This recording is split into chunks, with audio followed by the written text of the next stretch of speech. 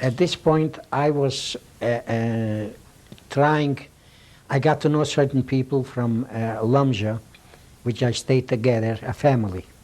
And they sort of took me in under their wings. And then I went back with them to Lumja. And I stayed with them. I used to go to work. And at that time, they paid us for work. And whatever I made money, so I used to give it to them because they fed me and everything.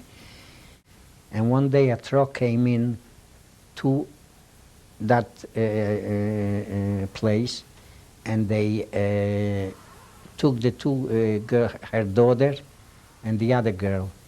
They picked up girls on the truck, and they took them away, and we never heard from them. That was in Lumja that time. But I sort of survived. I lived there, and then I met my cousins.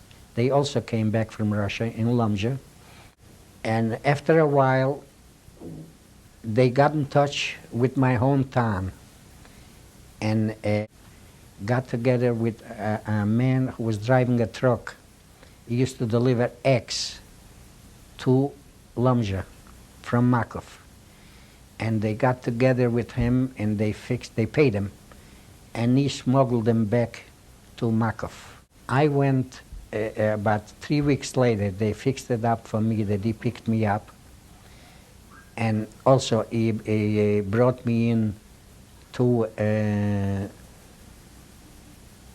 Makow, but he told me he's going to leave me off out of town, about 2 kilometers before we get into town, because he's afraid to bring me in. He was afraid for his own skin. So he left me off there, and he told me to walk in. He told me where the gate is from the ghetto. It was a ghetto already in my hometown. And I walked in, I walked through the bridge, the moment when I walked into the house. And I met my mother and sisters that I didn't see for over 2 years. I cannot describe it to you. There are no words to describe, because I was a young kid, alone away for 2 years, away from everybody. All of a sudden I'm back with my mother and sisters. They saw me too, naturally. It was a scene. And we were going on, you know. After a while, we got used to each other. I remember I used to sometimes, you know, after a week or two, I used to sometimes go to sleep at night and hum Russian songs, you know, that I learned while I was away. And I didn't realize that they are listening. So they used to tell me, "How come you stopped?" They wanted to listen to Russian music. And we lived in the ghetto for a while, and told us, "You're not allowed to cry. If we hear anybody cry or making a sound, it'll be the next one."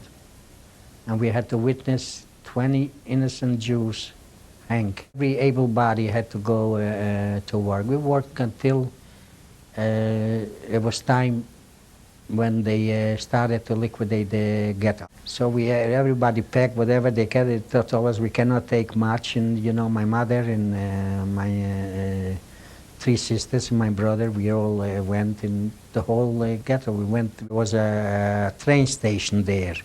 From there we got on the wagons, and they took us to Auschwitz.